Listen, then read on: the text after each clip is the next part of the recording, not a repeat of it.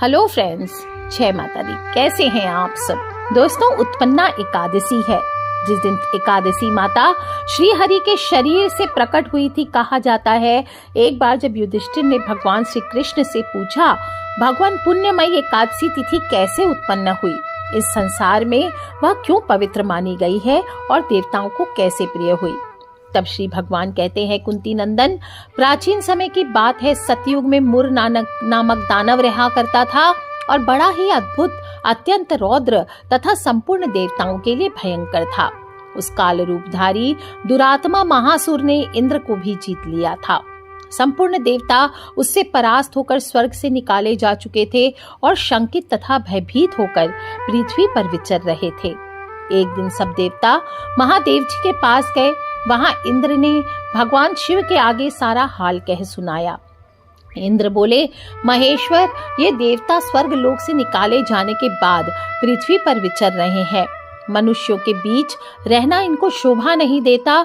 देव, आप कोई तो उपाय बतलाइए। देवता किसका सहारा लें? तब महादेव जी कहते हैं, देवराज, जहां सबको शरण देने वाले, सबकी रक्षा में तत्पर रहने वाले जगत के स्वामी भगवान गरुड़ ध्वज विराजमान हैं, वहां जाओ, वे तुम लोगों की रक्षा करेंगे। भगवान श्री कृष्ण कहते हैं, हे युधिष्ठिर, महादेव जी की यह बात सुनकर परम बुद्धिमान देवराज इंद्र संपूर्ण देवताओं के साथ क्षीर सागर में गए, जहां भगवान गदाधर सो रहे थे। इंद्र ने हाथ जोड़कर उनकी स्तुति की। इंद्र बोले, हे देव देवेश्वर, आपको नमस्कार है। देव, आप ही पति, आप ही मति, आप ही कर्ता और आप ही कारण हैं। आप ही सब लोगों की माता और आप ही इस जगत के पिता हैं। देवता हो दानव हो, दोनों ही आपकी वंदना करते हैं। हे पुंडरीकाक्ष, आप दैत्यों के शत्रु हैं।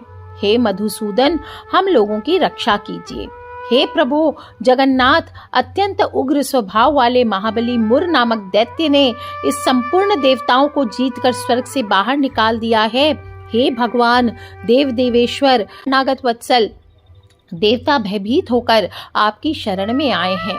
दानवों का विनाश करने वाले कमल नयन भक्त वत्सल देव देवेश्वर जनार्दन, हमारी रक्षा कीजिए, हमारी रक्षा कीजिए। भगवान, शरण में आए हुए देवताओं की सहायता कीजिए। इंद्र की बात सुनकर भगवान विष्णु बोले, देवराज, यह दानव कैसा है, उसका रूप और बल कैसा है तथा उस दुष्ट के रहने का स्थान कहाँ है? तब इंद्र बोले, देवेश्वर, पूर्व काल में ब्रह्मा जी के वंश में ताल जंग नामक एक महाअसुर उत्पन्न हुआ, जो अत्यंत ही भयंकर था। उसका पुत्र मुर दानव के नाम से विख्यात है। वह भी अत्यंत ही उत्कट, महापराक्रमी और देवताओं के लिए भयंकर है। चंद्रावती नाम की एक प्रसिद्ध नगरी है, उसी में स्थान बनाकर वह निवास करता है। उस दैत्य ने समस्त देवताओं को परास्त करके उन्हें स्वर्ग लोक से बाहर कर दिया है। उसने एक दूसरे ही इंद्र को स्वर्ग के सिंहासन पर बिठाया है और अग्नि, चंद्रमा, सूर्य, वायु, वरुण उसने दूसरे ही बनाए हैं। जनार्दन, मैं सच्ची बात बता रहा हूँ, उसने सब कोई दूसरे ही कर लिए हैं। देवताओं को तो उसने उनके प्रत्येक स्थान से वंचित कर दिया है। इंद्र की यह बात सुनकर भगवान जनार्दन को बड़ा क्रोध आया और उन्होंने देवताओं को साथ लेकर चंद्रावती नगरी में प्रवेश किया। भगवान गदाधर ने देखा कि दैत्य राज बार बार गर्जना कर रहा है और उससे परास्त होकर संपूर्ण देवता दसों दिशाओं में भाग रहे हैं। अब वह दानव भगवान विष्णु को देखकर बोला, खड़ा रह, खड़ा रह। उसकी यह ललकार सुनकर भगवान के नेत्र क्रोध से लाल हो गए। वे बोले, अरे दुराचारी दानव, मेरी इन भुजाओं को देख। यह कहकर विष्णु भगवान ने अपने दिव्य बाणों से सामने आए हुए दुष्ट दानवों को मारना आरंभ कर दिया। दानव भय से विह्वल हो उठे। पांडुनंदन, तत्पश्चात श्री विष्णु ने दैत्य सेना पर चक्र का प्रहार किया। उससे छिन्न भिन्न होकर सैकड़ों योद्धा मौत के मुख में चले गए। इसके बाद भगवान मधुसूदन बद्रिका आश्रम को गए। वहां सिंहावती नाम की गुफा थी, जो 12 योजन लंबी थी। पांडुनंदन, उस गुफा में ही एक दरवाजा था। भगवान विष्णु उसी में सो गए। वह दानव मुर भगवान को मार डालने के उद्योग से उनके पीछे पीछे तो लगा हुआ ही था, अतः उसने भी उसी गुफा में प्रवेश किया। वहां भगवान को सोते देखकर उसे बड़ा हर्ष हुआ। उसने सोचा यह दानव को भय देने वाला देवता है, अतः निस्संदेह ही इसे मार डालूंगा। हे युधिष्ठिर, दानव के इस प्रकार विचार करते ही भगवान विष्णु के शरीर से एक कन्या प्रकट हुई, जो बड़ी ही रूपवती, सौभाग्यशालिनी, दिव्य अस्त्र शस्त्रों से सुसज्जित थी और भगवान के तेज के अंश से उत्पन्न हुई थी, अतः उसका बल और पराक्रम महान था। दानवराज मुर ने उस कन्या को देखा। कन्या ने युद्ध का विचार करके दानव के साथ युद्ध के लिए याचना की। युद्ध छिड़ गया। कन्या सब प्रकार की युद्ध कला में निपुण थी और मुर नामक महान असुर उसके हुंकार मात्र से राख का ढेर हो गया और दानव के मारे जाते ही भगवान जाग उठे। उन्होंने दानव को धरती पर इस प्रकार निष्प्राण पड़ा देखकर कन्या से पूछा, मेरा यह शत्रु अत्यंत ही उग्र और भयंकर था, इसका वध किसने किया? तब कन्या बोली, हे स्वामिन, आपके ही प्रसाद से मैंने इस महादैत्य का वध किया है। श्री भगवान कहते हैं, हे कल्याणी, तुम्हारे इस कर्म से तीनों लोकों के मुनि और देवता आनंदित हुए हैं, अतः तुम्हारे मन में जैसी इच्छा हो उसके अनुसार मुझसे कोई वर मांग लो। देव दुर्लभ होने पर भी वह वर मैं तुम्हें अवश्य दूंगा, इसमें तनिक भी संदेह ही नहीं है। वही कन्या साक्षात एकादशी थी। उसने कहा, हे प्रभो, यदि आप मुझ पर प्रसन्न हैं तो मैं आपकी कृपा से सब तीर्थों में प्रधान, समस्त विघ्नों का नाश करने वाली, सब प्रकार की सिद्धियां देने वाली देवी हूँ। हे जनार्दन, जो लोग आप में भक्ति रखते हुए मेरे दिन को उपवास करेंगे, उन्हें सब प्रकार की सिद्धियां प्राप्त हो जावे। हे माधव, जो लोग उपवास, नक्त भोजन अथवा एक भुक्त करके मेरा व्रत का पालन करें, उन्हें आप धर्म, मोक्ष, अर्थ सभी प्रदान करना। श्री विष्णु भगवान बोले, हे कल्याणी, तुम जो कहती हो वह सब पूर्ण होगा, तथास्तु। भगवान श्री कृष्ण कहते हैं, हे युधिष्ठिर, ऐसा वर पाकर महाव्रता एकादशी बहुत प्रसन्न हुई और दोनों पक्षों की एकादशियां समान रूप से कल्याण करने वाली है। इसमें कुछ लोग जो शुक्ल और कृष्ण का भेद करते हैं वो नहीं करना चाहिए। यदि उदय काल में थोड़ी सी एकादशी, मध्य में पूरी द्वादशी और अंत में किंचित त्रयोदशी हो तो वह त्रिस्पर्शा एकादशी कहलाती है, जो कि भगवान को बहुत ही प्रिय है। यदि एक त्रिस्पर्शा एकादशी का उपवास कर लिया जाए तो 1000 एकादशी व्रतों का फल प्राप्त होता है और इसी प्रकार द्वादशी में पारण करने पर 1000 गुना फल माना गया है। अष्टमी हो, एकादशी हो, षष्ठी हो, तृतीय हो, चतुर्दशी हो, यदि पूर्व तिथि से विद्ध हो तो उसमें व्रत नहीं करना चाहिए। परिवर्तनी तिथि से युक्त होने पर इनमें उपवास का विधान है। पहले दिन में और रात में भी एकादशी हो तथा दूसरे दिन केवल प्रातः काल एक दंड एकादशी रहे तो पहली तिथि का परित्याग करके दूसरे दिन की द्वादशी युक्त एकादशी को ही उपवास करना चाहिए। यह विधि मैंने दोनों पक्षों की एकादशी के लिए बताई है। जो मनुष्य एकादशी का उपवास करता है वह बैकुंठ धाम को प्राप्त करता है, जहाँ साक्षात भगवान गरुड़ ध्वज विराजमान रहते हैं। जो मानव हर समय एकादशी के महात्म्य का पाठ करता है उसे 1000 गौदान के पुण्यों का फल प्राप्त होता है। जो दिन हो या रात हो भक्ति पूर्वक इस महात्म्य का श्रवण करता है वह निःसंदेह ब्रह्म हत्या आदि पापों से मुक्त हो जाते हैं। एकादशी के समान पाप नाशक व्रत कोई दूसरा नहीं है और इस दिन समस्त दिन आपको ओम नमो भगवते वासुदेवाय मंत्र का जप करना चाहिए। इस प्रकार इस एकादशी पर जो भी श्री हरि के विशेष पूजन और उपाय करता है उसके जीवन में वैभव आता है, अशांति से मुक्ति मिलती है, पारिवारिक कलह समाप्त होते। तो बोलिए श्री हरि विष्णु भगवान की जय। दोस्तों, इस बार मार्गशीर्ष माह की उत्पन्ना एकादशी 8 दिसंबर को शुरू हो रही है सुबह 5:06 पर और पूर्ण होगी 9 दिसंबर को सुबह 6:31 पर। एकादशी का व्रत उदय तिथि के अनुसार किया जाता है। वहीं जब एकादशी तिथि 2 दिन की पड़ती है तो गृहस्थ जो होते हैं स्मार्त संप्रदाय के लोग वो पहले दिन एकादशी का व्रत करते हैं। इस बार 8 दिसंबर को होगी और जो वैष्णव संप्रदाय के लोग हैं वो उत्पन्ना एकादशी का व्रत 9 दिसंबर को करेंगे। दूजी एकादशी यानी वैष्णव एकादशी के दिन सन्यासी हो, संत हो, विधवा स्त्रियां हो, इनको एकादशी का व्रत दूसरे दिन किया जाता है। गृहस्थ जीवन वाले 8 दिसंबर को करेंगे तो दोपहर को 1:15 से 3:20 पर आपको 9 दिसंबर को पारण करना है।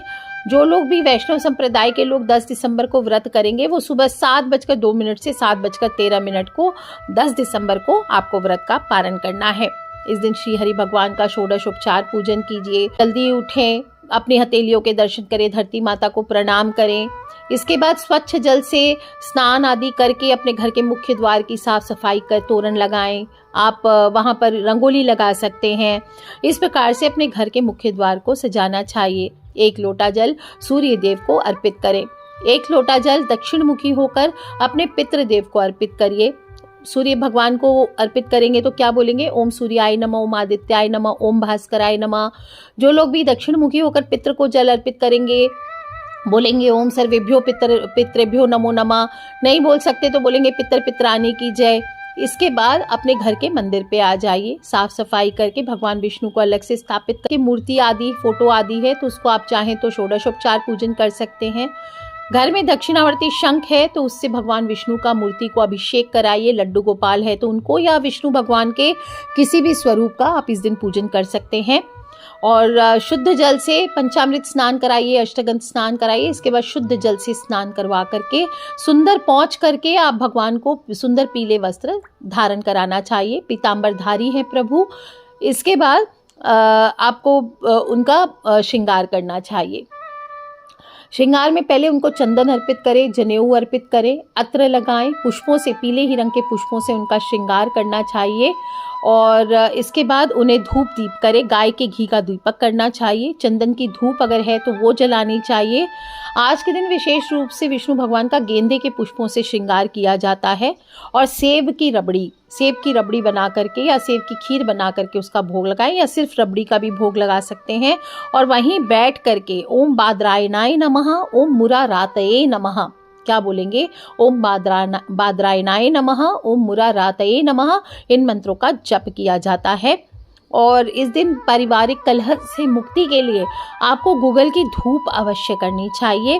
गूगल धूप से आप दिन में भी उपाय कर सकते हैं, शाम को भी कर सकते हैं।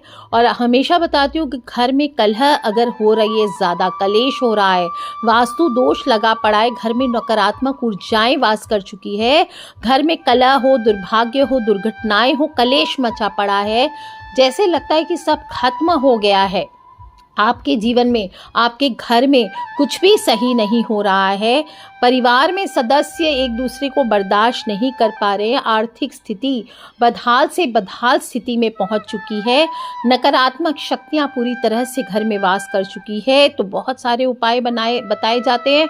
आप भी अगर इस तरह से मुश्किलों का सामना कर रहे हैं तो एक बार एकादशी के दिन आप गूगल का इस्तेमाल करके देखिए। घर पर गूगल अवश्य जलाइए।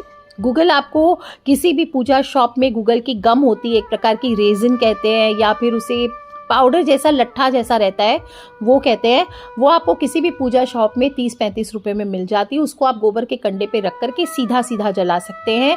या फिर रेडीमेड हरि दर्शन की धूप आती है, आप उसे लेकर के जलाइए, ये भी बहुत चमत्कारी होता है।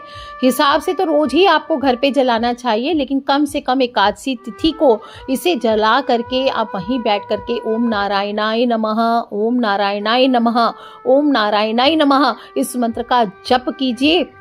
हाथ जोड़ करके 10 मिनट, गिनने की जरूरत नहीं है। अगर स्फटिक की माला है, चंदन की माला है, तुलसी की माला है तो आप उससे जाप कर सकते हैं, नहीं तो हाथ से ही उंगलियों पे जप कीजिए, और नहीं तो अनगिनत जप कर लीजिए 5-10 मिनट शांति से बैठ के। आप देखिए कैसा कमाल आपके जीवन में होता है।